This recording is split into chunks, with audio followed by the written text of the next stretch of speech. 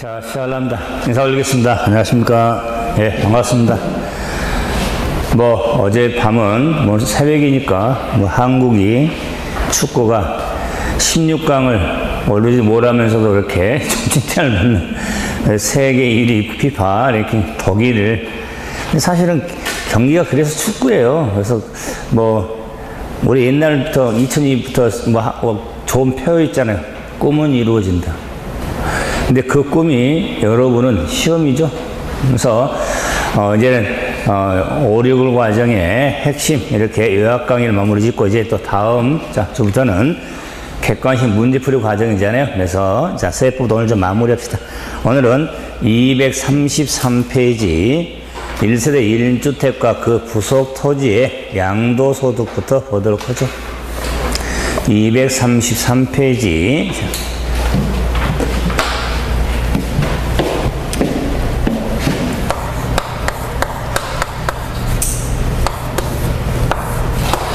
자, 주택의 양도에 따른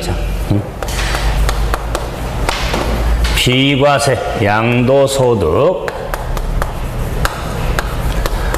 하면은, 기본적으로 주택을 양도할 경우 2 일명 범죄신고, 범죄신고인데, 2 대신에 2-2가 있습니다. 그래서 주택의 비과세 규정은 112에 따른 2-2 이렇게 정리가 되는데, 그 말은 한 세대가 국내 한 주택에 있어서 2년 이상 보유기간 2년 이상일 경우에 비과세 요건에서 이 세 요건이 모두 충족이 돼야지 비과세에 받습니다. 그런데 2-2라고 하는 것은 요 보유기간 2년 이상, 보유기간 2년 이상의 보유기간 중 거주기간 2년 이상을 요하는 경우가 있겠다. 그래서 모두 2-2가 아니라 2-2가 되는 경우서는 조정 대상지역, 조정 대상지에서 취득 당시 조정 대상지역에 있는 주택인 경우는 보유기간 2년 이상이고 그 보유기간 중 거주기간 2년 이상을 충족해야 비과세니까 2-2가 나오려면 취득 당시 조정 대상지역을 꼭 생각하면서, 그럼 지문에 조정 대상지역의 언급이 없으면 2-빵입니다.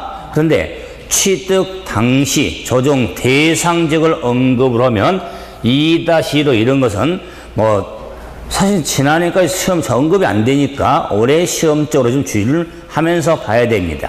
그럼 이제 1세대 요건부터 보는데, 1세대는 가족의 구성 집단이죠. 그래서 1세대는 원칙이 있더라.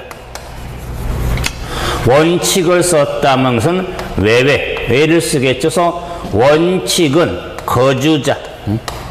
거주자로서 배우자가 있어야 원칙적인 1세대가 됩니다. 그런데 외외적으로 거주자로서 배우자가 없을 경우라도 외를 1세대로 보는데, 여기서 공통을 보면은 원칙이든 외외든 거주자입니다. 그래서 원칙은 배우자가 있을 경우, 외외는 배우자가 없을 경우인데, 그러므로 주택에 대한 비과세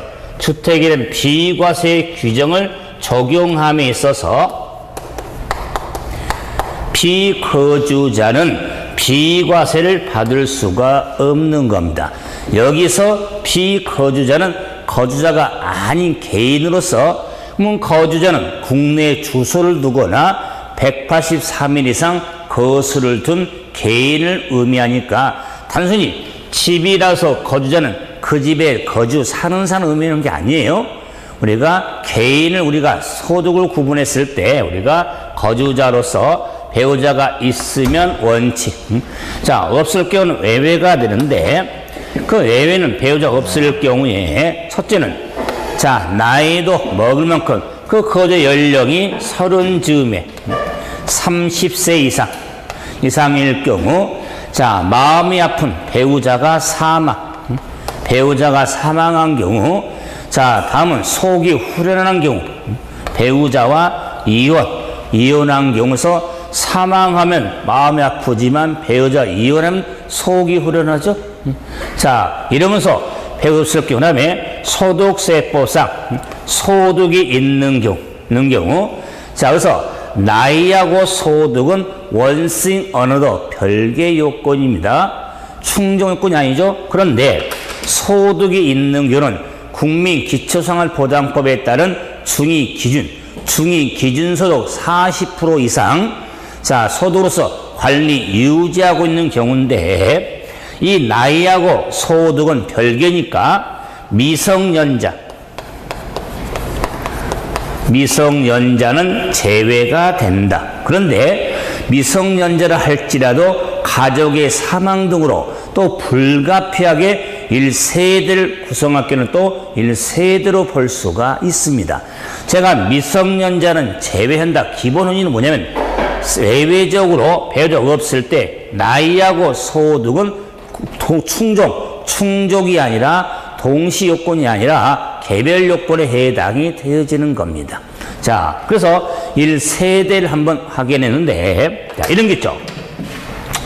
자, 1세대 부부가 각각 세대를 구성할 수 있겠죠.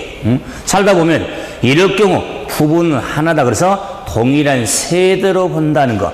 비록 만약에 자, 세대를 분리해 가지고 따로따로 쓴가 우리가 거주하고 산다고 해서 부부를 따로따로 봐버리면 한 세대 한 주택의 비과세가 경우에 따라 한 세대가 두 주택, 세 주택 비과세 수 있겠죠.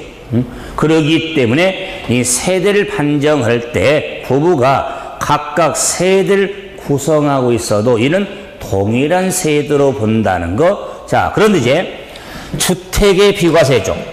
이 주택의 비과세는 주택은 당연히 주택이니까 주거용 건축물인데 이 주택을 판단할 때는 등기라든가 등기허가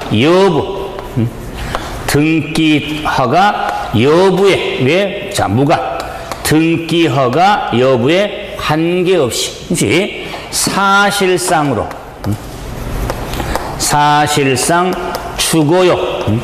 주거용으로 사용하는 건물이 주택에 해당이 됩니다. 그래서 등기나 허가 여부에 관계없이 뭐가 중요하냐면 사실상 주거로 사용하는 건물을 말합니다. 그런데 주거용의 용도 구분이 분명하지 아니한 때는 공부상 등재 상황에 따라 판단이 이루어지는 겁니다. 자, 그런데 이 사용한 건물, 이 건물에는 자, 주거용 건물의 부속 토지, 즉 딸린 토지도 이렇게 자, 함께 파니까 그 딸린 토지에 대해서는 철벽이 있더라.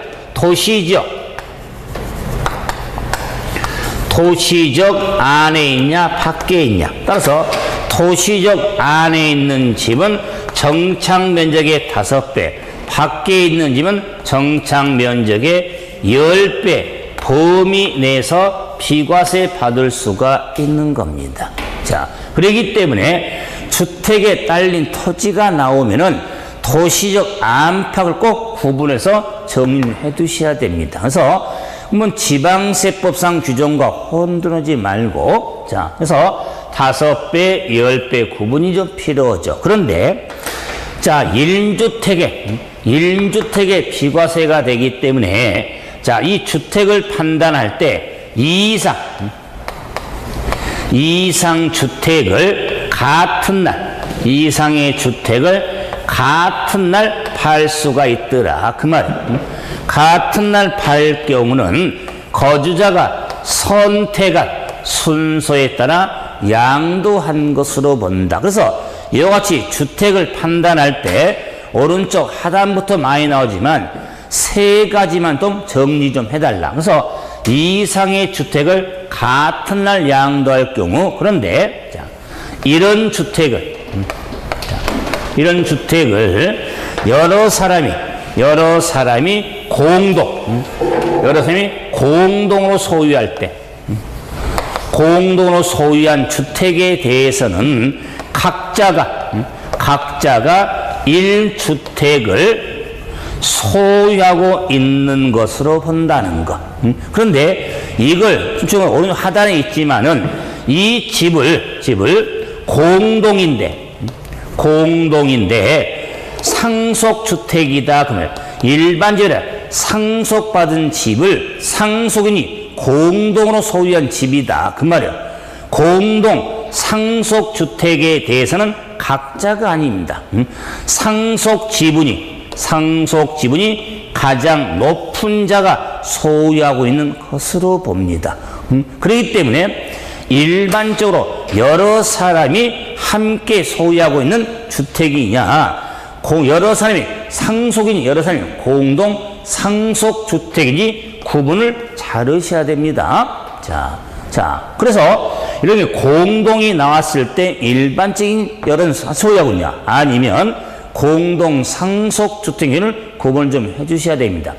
이거 정리 잘 해놓고 순간 판단하면 각자냐, 지분 높으냐, 지분을 때는 상속 지분이 있잖아요. 이렇게 좀 이해해 주시면 구분이 좀 쉬워진다. 그 말이에요. 그런 이제는 하나 더 보면은 이런 집을 이렇게 쪼개서 분할 양도할 수가 있더라. 그 말.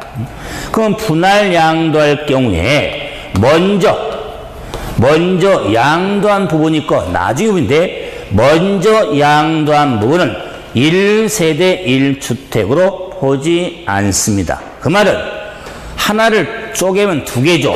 두 개니까 한 개가 아니다. 그 말. 그래서 주택의 비과세를 원칙적으로 받을 수가 없는 겁니다. 자, 그래서 분할 양도할 때는 먼저 양도한 부분은 1세대 1주택으로 보지 아니한다. 우리 교재에는 넘겨보시면 다가구 주택이 나오죠. 그 다가구 주택은 제가 겸용주택, 그거를 함께 정리해 줄 테니까 잠깐 두고, 이럴 때 주택의 판단이 우리가 이루어져. 그래서 주택의 판단은요, 신경을 많이 쓰셔야 됩니다. 자, 그래서 이 주택의 개념 정의와 더불어서 이렇게 이상을 같은 날 판다거나 여러분 함께 소유한 집이라든가 분할 양도 이런 다 시험적으로 잘 나온 지문들이니까 쉽게 간과하지 말고 정리해 두실 것. 그러면 이제는 비과세 요건에 보유기간이 있잖아요. 그럼 보유기간 충족해야 비과세 받을 수 있는데, 보유기간 산정함에 있어서 당연히 보유기간은 취득한 날부터 양도한 날, 취득부터 양도일까지가 보유기간인데, 그 보유기간이 2년 이상인 경우 비과세 받을 수 있는데, 취득 당시 조정 대상적일 경우는 2-2가 돼야겠죠. 자, 그럴 때 복습 보유기간 산정에 취득한 날부터 양도한 날까지가 보유기간이니까 그 보유기간 산정에 취득한 날 취득일, 양도한 날 양도일은 언제일까요? 이 취득일과 양도일은 언제죠? 에이, 더러워서 그냥 침 뱉은 날, 진짜 도로 침 뱉은 게 아니라 대금 청산한 날, 취득 양도 시기는 원칙은 대금 청산한 날. 그래 외조로 등기 접수를 따질 것이고 특수한 거래 형태에 따라 따질 거 아니에요. 자, 그런데 보세요. 제가 이 취득일을 대금 청산일 이렇게 한 이유가 뭐냐면, 요 취득일을 산정하면서 보존하면서 이런 경우가 있더라 그 말이야. 자, 이런 경우가 있는데, 자, 우리가 주택 집을 취득해서 보유거주 하다가 뭐 중부지방에는 그렇게 비가 많이 안 왔지만 남부지방에는 비가 엄청 왔대요. 남부지방에는 우리는 어제 그제전 비 많이 왔고 그렇죠? 그랬을 때 비가 많이 와가지고 집이 멸실은 둥둥 떠내려. 그래서 멸실, 소실이 된다 그 말. 자, 보유거주하던 중에 집이 멸실, 소실이 됐다 그 말이야. 멸실, 소실이 됐어. 그러면 멸소리니까 마음이 아프지만은 다시 살아야 되니까 그 집을 뭐 하겠다? 재건축해야겠죠. 그죠? 재건축을 했다 그 말이야.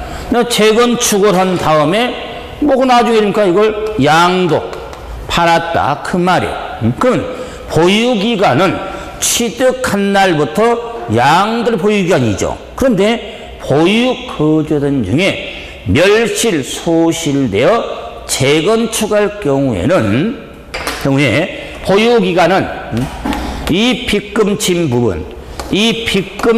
부분의 기간을 합산, 통산한다 그 말이에요. 합산, 통산한다는 말은 뭐다? 가운데 이게 빠져있다 그 말이에요. 그 가운데가 뭐냐? 공사기간. 멸실됐으면 공사해야 될 거 아니에요. 그래서 3개월 걸리지 6개월이 어떻게 합니까? 공사기간은 보유기간 산정에 포함되지 않습니다. 일반적인 재건축입니다. 그런데 재개발, 재건축에 따른 경우는 달라요. 우리가 정비법, 개발법에 따른 재건축할 경우는 대지권의 차익도 별도로 산정하기 때문에 보유기간 산정에 포함이 되지만 일반적인 멸실 재건축이다 그 말이에요. 시험적으로는 이게 자주 나오니까 그 말은 보유기간이 취득부터 양도하는 걸 강조하는 거예요. 그런데 멸실 재건축할 경우는 공사기간은 들어가지 않는다는 것만 잘 생각해 주라 그 말이에요. 자, 그럼 나머지는 생각하지 마시고, 그런데 이제 보유기간은 2년 이상인데 보유기간 제한을 받지 아니한 경우가 있더라. 그럼 보유기간 제한받지 아니한 경우는 설명하겠지만 뭐 하나, 둘, 셋, 넷, 다섯, 뭐 여섯 그냥 여기 있는데 설명하기 전에 보유기간 제한받지 아니한 경우란 보유기간이 2년 이상이면 피과세 요건인데 제한받지 아니한 경우는 보유기간이 2년 미만일지라도 피과세 받을 수 있는 경우다 그 말이에요. 그럼 당연히 보유기간 2년 이상일 경우는 상관없어요. 피과세 받으면 되는 거예요. 근데 보유기간 2년 미만일지라도 피과세 받을 수 있는 규정이 제한받지 아니한 규정이에요. 그 규정에 건설 임대주택이 있고, 집이 수용될 수 있고, 협의매수, 그 다음에, 인천공항서 비행기 타고 빠이발 수가 있고, 이민 갈 수가 있고, 국외 1년 이상,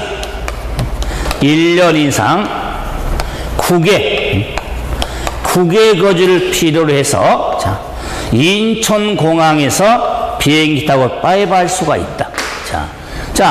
그런데 이제는 1년 이상, 취약, 1년 이상 거주한 주택으로서 부득이한 사유로 양도할 경우, 그래서 취약이나 근무상 질병, 요양 등으로 다른 시로 이사할 경우 보유기간 제한받지를 않습니다. 그럼 봐보세요. 지금 건설 임대주택은 임주법에는 건설 임대주택은 임차일, 임차일로부터 양도일까지, 양도일까지 기간 중 세대 전원이 거주한 기간이 5년 이상, 5년 이상일 경우는 제한받지를 않습니다. 그런데 여기서 세대적인 거주한 기간인 핵심은 임차일로부터 양도일까지지 취득일부터 양도가 아니다. 임차일부터 양도일까지. 자, 그래서 건설 임대주택을 좀 이해하실 때는 5년만 생각하지 말고 임차일부터 양도일까지 거주한 기간이 5년 이상을 좀 염두에 달라 그 말이야. 우리가 수용될 경우는 사업 시행을 위해서 제한받지 않습니다.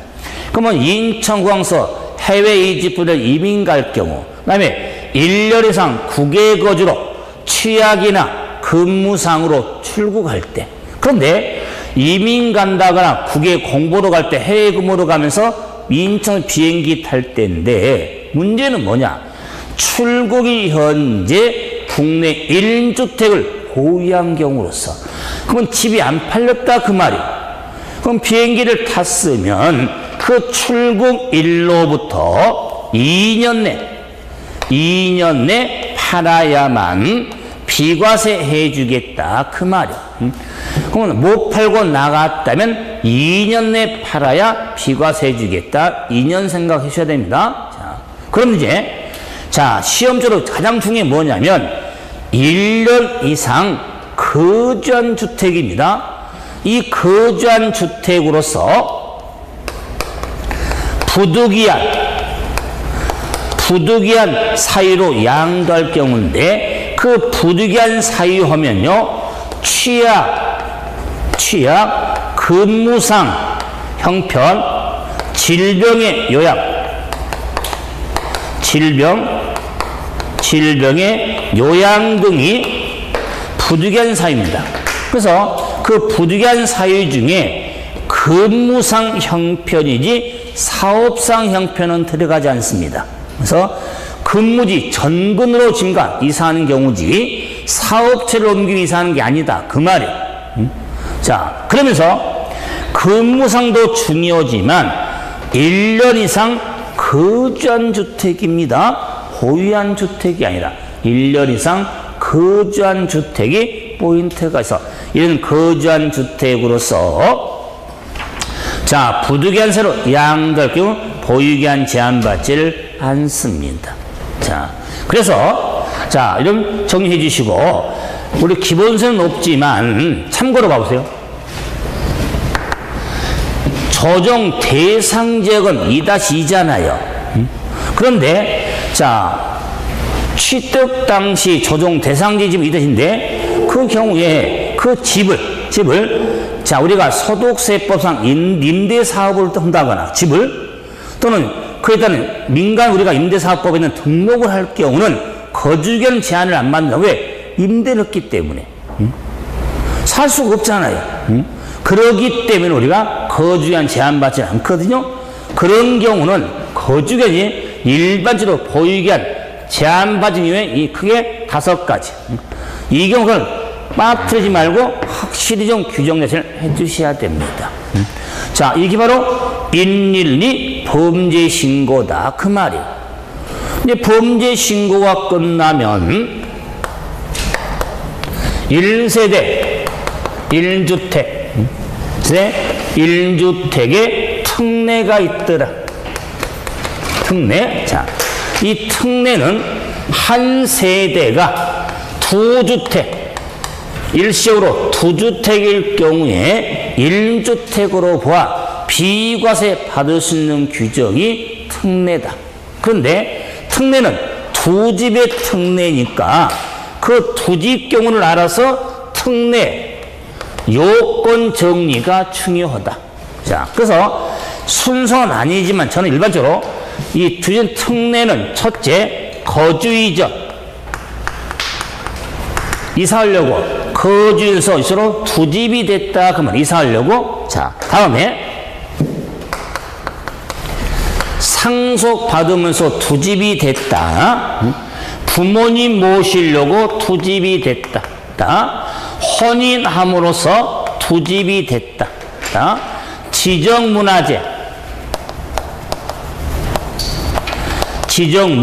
주택으로 두 집이 됐다. 자, 농어촌 주택 소유로 두 집이 됐다.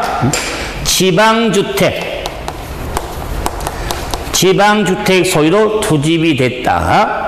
자, 장기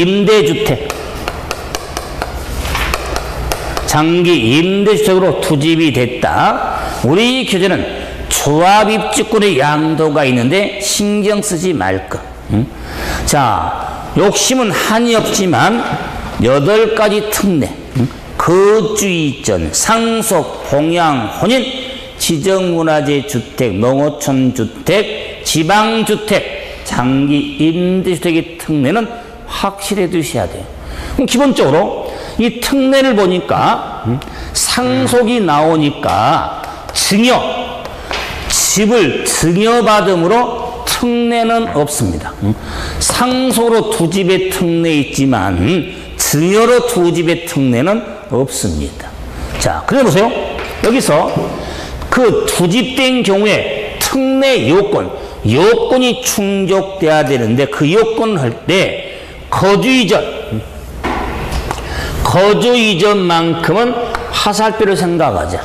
자, 그래서 자, 위쪽 화살표가 뭐냐? 종전집. 기존에 있는 집을 취득해서 보유거주하다가 지금 다른 집을 취득했다. 왜 취득했냐? 이사하려고 집을 하나 더 샀다. 그 말이야. 집을 팔고 사면 문제 안 되는데, 그러면 집을 팔고 살 데도 없는데 어떻게 이사를 갑니까? 집도 없는데. 여기 있던 거 바로 움직일 수도 없잖아요. 그러기 때문에 기존에 있는 집하고 산 집하고 기간이 겹칠 수가 있지, 안 그래요? 사는 건 어느 집, 기존 집에 사는 집 살든 간에, 자, 그러기 때문에 두 집 된 경우는, 자, 종전집을 양도하기 전에 다른 주택을 취득함으로써 두 주택인 경우다. 그만. 그 일반적으로 뭐냐? 거주 이전이다. 그 말이. 그런데 우리 법령에 거주 이전, 주거 이전 그런 말이 없어요. 종전주택을 양도하기 전에 다른 주택을 취득함으로써 투주택이 되는 경우, 그게 규정이에요. 그러면 종전집 팔기 전에 다른 집을 샀다는 의미는 뭐냐? 이사하려는 목적이 강하지 안 그래? 집 옮기려고. 그걸 통틀어 소리가 거주 이전 또는 주거 이전이 하는 거예요. 어느 분이 그래요? 전 칠판에다가 거주 이전 써놨잖아요. 근데 책에는 주거 이전이야. 주거나 거주나. 그 뭐가 맞습니까? 그런 고민하면 저 상당히 힘들어. 그러면은 저 방금 했잖아요. 우리 또 법령에 주거 이전, 거주 그런 게 없어. 법령에. 그 의미가 뭐냐? 아, 이사하려고, 주거로 옮기려고, 거주하려고, 그러니까 이사하려고, 그러니까 거주로 옮기는 거잖아요. 주거로 옮기는 거지, 안 그래? 자, 그러기 때문에 포인트는 뭐냐? 요건이다. 그 요건이 종전주택을 자, 취득 후 1년 지난 후 다른 주택을 취득하고 다른 집을 취득한 날로부터 3년 내에 종전집을 팔아야 특례가 되는 겁니다. 그럼 3가지 중요합니다. 3가지. 가장 첫째가 뭐냐? 이 두 집의 특례 거주에는 첫째는 종전집을 팔아야 특례예요. 새로운 집을 먼저 팔면 특례 못 받습니다. 두째는 그 새로운 집 산 날로부터 3년 내 종전집을 팔아야 돼요. 3년 내. 세 번째는 그 특례를 받기 위해서는 정전주택 취득 후 1년 이상 지난 후에 다른 집을 사야 돼. 집 산 지 한 달도 안 되는 또 집 한 채를 더 사서 이사하려고? 정전집 한다? 특례를 받을 수가 없어. 정전집 최소 1년은 지나야 된다. 그 말이야. 그래서 특례는 요건이 중요하니까 세 가지. 정전주택을 팔아야 됩니다. 3년 내 팔아야 됩니다. 정전집 1년 이상 지난 후에 다른 집을 사야 됩니다. 이런 게 요건이 맞아야 특례가 되니까 시험에 나와도 좀 지문이 길어질 거 아니에요. 요건이 많지 않아, 그래? 예를 들어서 보세요. 상속은요, 상속의 특례 요건은요 간단해. 상속으로 투집될 때는요 일반 주택을 팔면 돼. 끝. 그 일반 주택을 상속받아서 1년입니까? 5년입니까? 다 필요 없어, 그냥. 상속으로 투집이 됐을 때 상속주택이 아니라 일반 주택을 팔면 특례가 돼. 반대로 상속주택을 팔면 특례가 안 되는 거예요. 자, 두 번째로 그 일반 주택을 팔면 되는데 좀 심화하자면 상속 개시 당시 보유한 주택에 한해. 상속받은 후에 분양으로, 우리 이미 분양을 받아놨으니까 집은 완공이 안 됐잖아요? 입주권이, 분양권이 당연히 집이 될 거 아니에요? 이미 상속받은 후에, 그때는 특례가 안 돼. 지금은 안 돼. 상속 개시 당시 보유한 주택에 한해서 특례가 되는 겁니다. 자, 이러면, 자, 그러면 무슨 이제? 제가 또 하겠지만 거주이전은 특례가 좀 복잡하잖아요. 근데 상속도 집은 일반 주택. 그러면서요. 봉양은 세대를 합친 날부터 혼인하고 두 집이 됐을 때는 봉양 특례는 10년, 혼인은 5년이다. 그 말. 5년. 이미 정리하시면 교제는 5년 나왔습니다. 10년이에요. 봉양은 교제. 네, 개정 수정이 안 된 거니까. 봉양은 10년, 혼인은 5년. 자, 그러면 세대 합치면서 10년 내, 5년 내 먼저 양도한 주택이 특례가 되는 겁니다. 부모님 집이든 자녀의 집이든 남자 집 상관이 없어.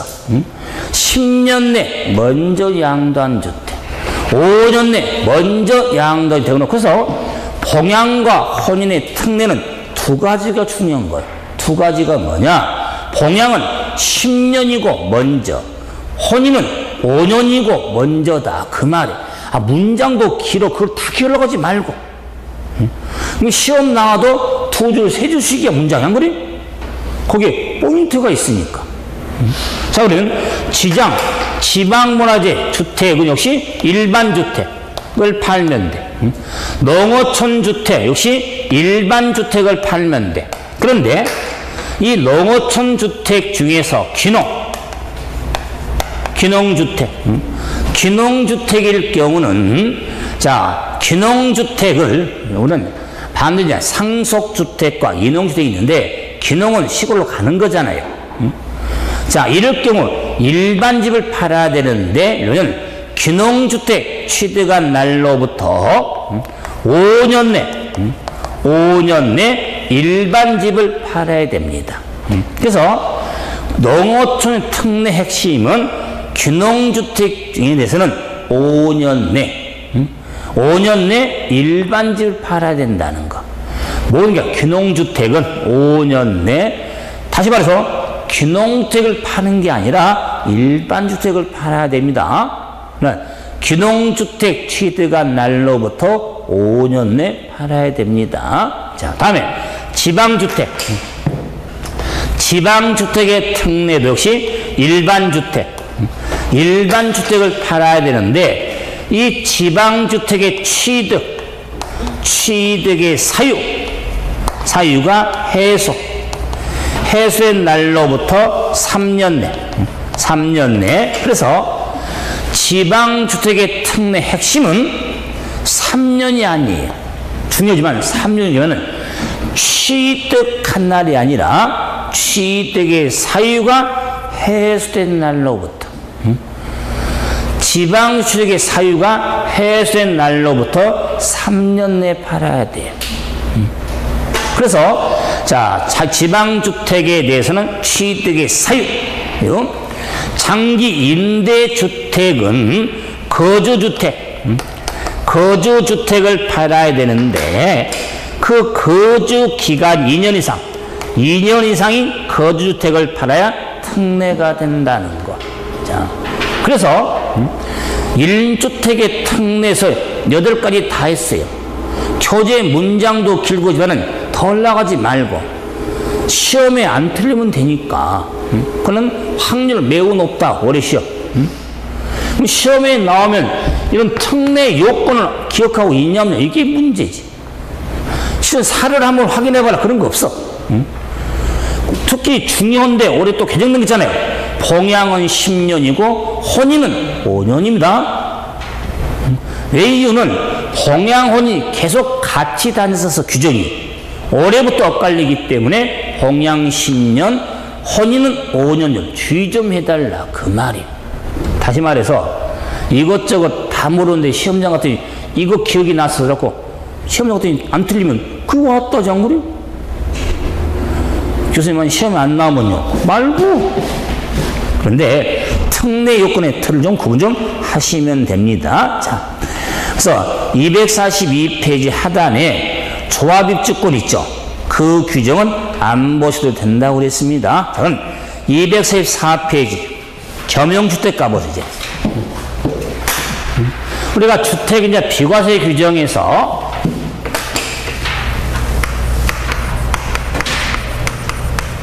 겸용주택, 고가주택 제가 앞에 하나 썼죠? 다가구주택에 대해서 자, 시험적으로 양도세, 겸용주택, 고가주택, 다가구주택의 판정 중요합니다. 다가구는 아껴놨잖아요. 다가구주택은 페이지 앞쪽에 있었잖아요. 236페이지 가로 6번 236페이지 가로 6번 그걸 지금 같이 보자 그 말이에요. 겸용주택, 고가주택, 다가구주택. 자, 그럼 먼저 236페이지 보고 있으니까 6번 먼저 보세요. 깨쳐 넘기면 그러니까 다가구. 그러면 다가구 주택은요 여러분이 다 합니다. 이 다가구는 주택법상 단독주택이에요. 안 그래요? 다세대는 공동이고. 그런데 팔았을 때 이렇게 다가구 주택을 팔았을 때 우리가 주택의 판단을 어떻게 할 것이냐. 그럴 때 다가구 주택에 있어서는 각각 하나의 주택으로 봅니다.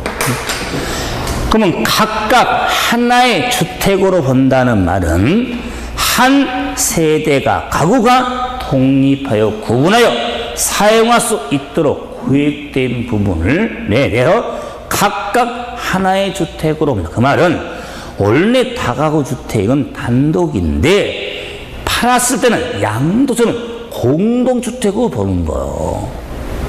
각각 하나의 주택을 보니까. 공동 각각 하나 집 아니에요? 여러 사람 모여 살아도? 다가구는 단독주택을 보는 거고. 근데 이걸 팔았을 때는 한 가구가 독립하여 구분하여 상하여 구획된 부분을 각각 하나의 주택으로 본다. 그 말이에요. 그런데 이 다가구 주택을 가구별로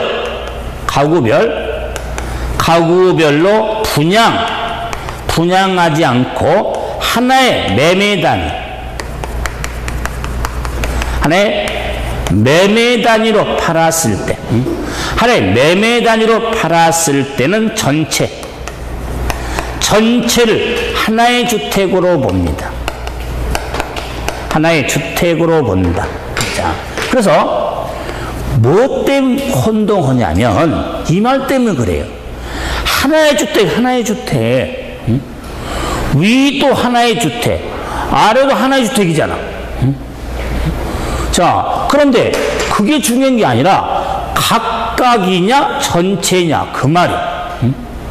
그러면 자, 각각은 공동으로 보는 거고 주택으로, 자, 전체는 단독주택으로 보는 거예요. 원래 당연히 다가구는 단독인데 양도세는 공동주택으로 봐요. 할 때, 자, 그런데 이걸 가구별로 분양하지 않고 하나의 매매 단위로 팔았을 때는 전체를 하나의 주택으로서 전체 하나는 단독주택으로 본다 그 말이야. 주택으로 본다. 자, 그러면은 뭐가 중요했습니까? 전체 하나의 주택 단독으로 보려면 이 규정이 있어야 된다 그 말이요. 가격별로 분양하지 않고 하나의 매매 단위로 팔았을 때, 아니 각각 전체를 구분해야 될 거 아니에요. 자, 그렇기 때문에 가격별로 분양하지 않고 이 규정이 없으면 각각이지, 이 규정이 있으면 전체다 그 말이야. 공부할 때 들은 건 들었어, 그런 게 알아. 어떤 때는 옳은 지문이랴, 어떤 때는 틀린 지문이랴. 그걸 어차피 시험증 준비를 한 입장이니까. 제가 왜 다가구 주택에서는 우리가 재산세나 취득세 각각 판정이 틀려. 그래서 중요한 도구 양도 중요하니까 저 각각과 하나를 좀 구분해 주자 그 말이에요. 각각 하나냐 전체 하나냐. 자, 그럼 이제 다시 뒤로 넘어가서 개명주택. 자, 상가주택 등에 대해서 주택으로 판정이 되면 비과세고, 주택이 아닌 비과세 못 받기 때문에 대단히 중요한데 판정만큼은 단순합니다.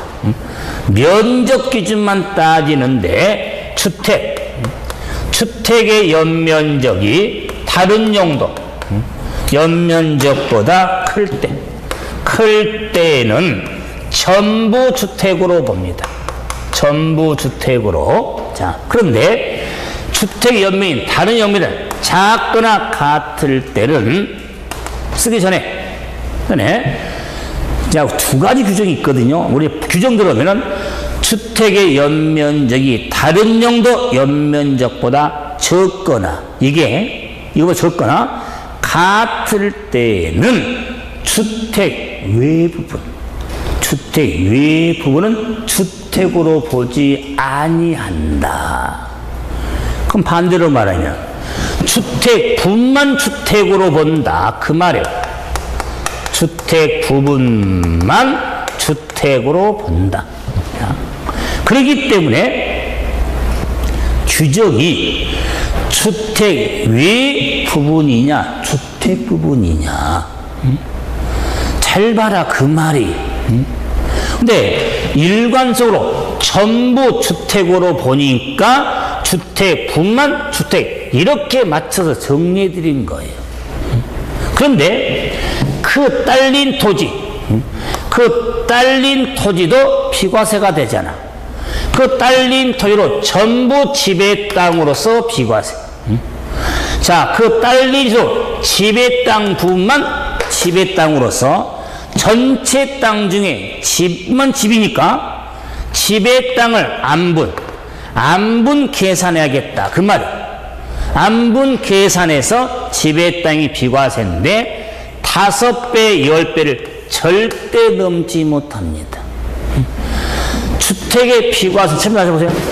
주택의 비과세는 땅은 어떤 경우는 5배, 10배를 넘지 못해. 도시적 안은 5배, 밖은 10배. 그래서 자, 이 전체 안을 전체 지배 땅으로 보든 지배 땅만 집으로 보든 5배를 절대 넘지 못한다는 것. 자, 제가 오늘 프린트 문제가 있으니까 교재에서 바로 설명할 텐데, 좋아요? 프린트 문제 3번 봐보세요. 활용합시다. 지금 정리를 그냥 한번. 다음 같은 단층 겸용주택을 자 도시적 내에 있네요. 7억 원에 팔았을 때 양도소득세가 과세동그라미 과세되는 건물 면적과 토지 면적은 어떻게 될까? 다른 조건은 생각하지 말고 판단해라. 건물인데 주택이 100이고 상가가 100, 토지가 토지는 800이다 그 말이에요. 자, 그럼 봐보세요. 포인트 3번이죠. 뭐래? 자, 이렇게 단층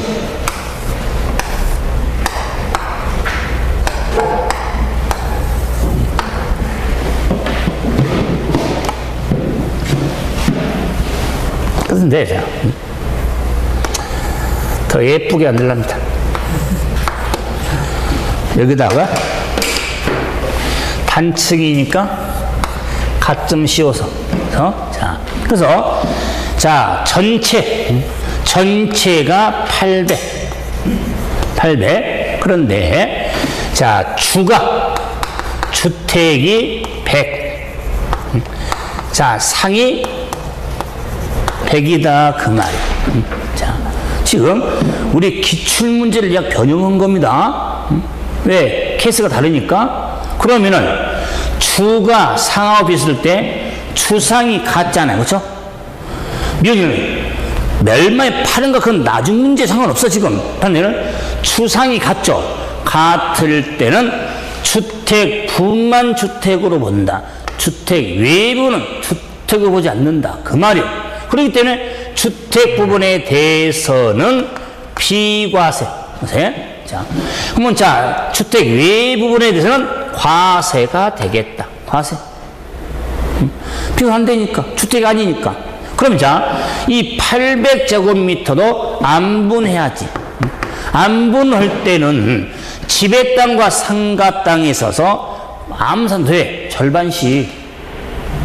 왜? 전체 면적의 집과 반반이니까. 그럼 계산해 보면 보세요. 이 말이에요.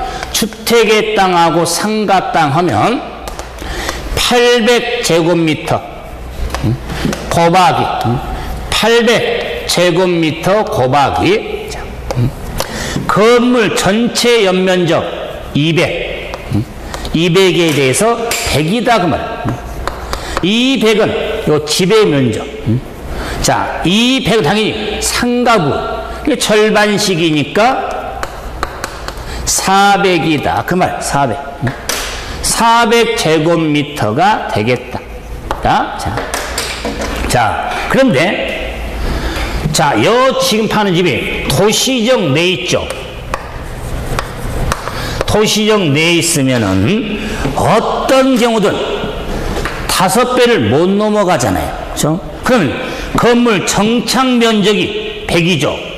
100의 5배. 100의 5배 하니까 500이죠.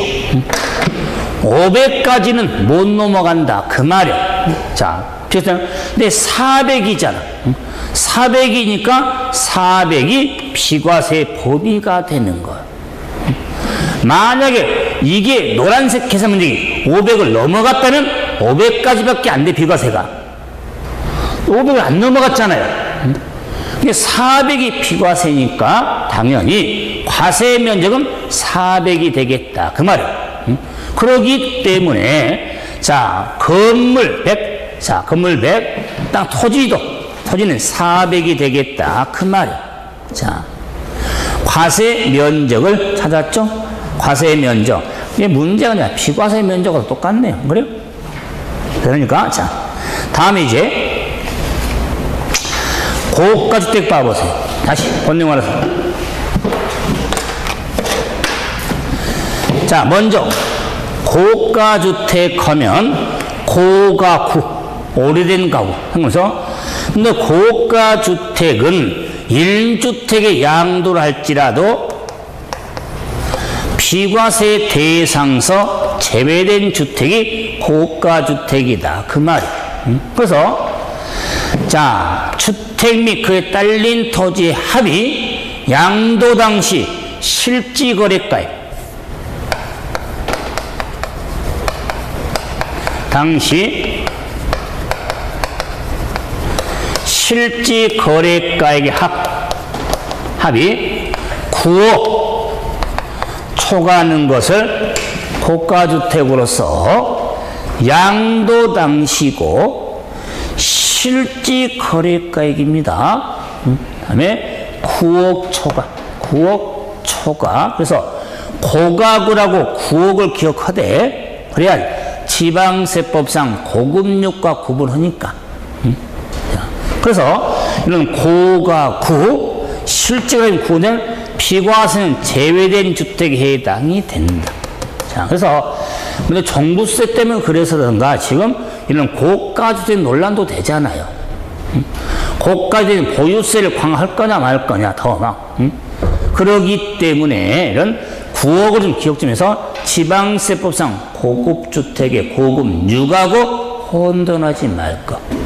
그런데 이제 이것보다 더 중요한 게 뭐냐면 비과세는 제외되잖아요. 그럼 고가주택의 1주택이지만 전부 다 과세하는 게 아니다. 그러니까 그래서 자 1세대 1주택 1주택이지만 비과세 대상서 제외되는 요 1주택이 고가주택이라면 양도소득금의 계산을 따로 한다. 그럼 양도소득금액은 양도차익을 구해서 마이너스 장기보유 특별공제를 차감을 바로 다음 시간에 하겠지만 차감이 양도소득금인데 오른쪽 하단에 있죠. 지금 아미처럼 파랗게 돼 있잖아요. 양도소득금액의 산식인데 1년 비과세에서 제외된 것은 계산을 따로 한다. 그 말 전부 과세가 아니니까 9억 초과분만 과세하기 위해서 양도차익 곱하기 특별공제 곱하기 양도 당시 실가 양도가액분의 양도가액 마이너스 9억이 양도가액 분의 양도가액 마이너스 9억이라는 식을 별도로 하게 된다. 들어온다. 그 말은 9억을 차감한다는 건 뺀다는 건 9억 초과분만 과세하기 위해서. 그럼 9억까지는 비과세해주고 9억 초과만 과세하려고 계산을 양도소득금에서 양도차익도 계산 따로 하고 특별공제 계산을 따로 한다. 그 말이. 지난해도 시험에 나왔거든요. 근데 지난해는 그 예상을 했었어요. 올해는 또 나올까는 좀 의심이 들지만 그래도 산식은 알아두라. 그 말이요. 그래서 이 산식을 오래 기억하는 방법은 쳐보세요. 이 식을 오래 기억하는 방법은 아마 오늘 밤부터 또 내일부터 또 오늘 밤 내일이나 비 많이 온다 하더라고요. 나무 올라와서 다시 올라오면서. 그래서 비 오는 날, 날고진 날, 누가? 갑돌이가 머리다가 꼭 꽂고 다니면 안 되니까. 미쳐서. 그래서 그럴 경우는 미치면 안 되니까 9억까지는 비과세해주고 9억 총과세하기 위해서. 그래서 그 패턴이 뭐냐? 단순해요. 이런 아파트를, 요 가람 아파트를 옆에 분양받았어. 갑돌이가. 우리 분양받았어. 그 분양가가 5억이었어요. 예를 들자면 5억이었어요. 5억. 근데 자, 이 갑돌이가 이 가람 아파트를 분양받은 것을 양도 팔았어. 얼마에 팔았냐? 9억 주고 팔았어. 자, 을도 이 가람 아파트를 양도 팔았어. 얼마에 팔았냐? 9억 1,000원 주고 팔았어. 1,000원. 자, 그런데 이 갑의 아파트가 117이야. 세븐. 을도 117이야. 7년 보유한 집이다. 그 말은. 그럼 9억 주고 분양받은 집을 7년 동안 보유고 두다가 9억에 팔았다. 그 말이. 한 4억 챙겼지? 을도 한 4억 천 챙겼죠? 그러면은 이래서 1주택으로서 2년 이상 보유했죠? 그럼 비과세가 돼야 되겠죠? 그런데 고가주택은 안 돼. 고가주택은 9억 초과죠. 갑의 집은 고가주택이 아니다. 그 말. 그래서 4억 챙겼지만 양도세 한 푼도 안 내. 정말이에요. 그런데 을로 봅시다. 을은 9억 1,000원에 파는데 역시 이 집에 1주택으로 고가주택 아니면 비과세 받는데 을은 9억 1,000원에 팔았으니까 고가주택이에요. 그래서 비과세 대상서 제외가 돼. 과세가 된다. 그 말. 그래서 4억 1,000원 정도 챙겼으니까 거기에서 과세를 하면 을은 아마 돌아버릴 겁니다. 왼수같이 1,000원 더 받아갖고 양도세를 한 4억 정도 챙겼으면 최소 1억 7, 8천 내야 하거든요. 누진세에도? 아니 1,000원 더 받아서 한 1억 4, 5천, 7, 8천 더 낸다면 돌지 안 돌겠습니까? 이상한 거잖아요. 그러기 때문에 을한테 돌지 마라. 을 너한테도 9억까지는 비과세해주고 9억 초과분만 과세하기 위해서 이런 계산을 해주겠다. 그 말이에요. 아, 이래 형평 맞는 거 아니에요? 아, 그럼 만약에 이런 게 없다면요, 아마 이럴 거예요. 9억에 팔면 비과세인데 10억 받고 싶어, 막. 1억 더 받고. 1억 더 받고 싶은데 세금 한 1억 5천 내야 할 것 같아.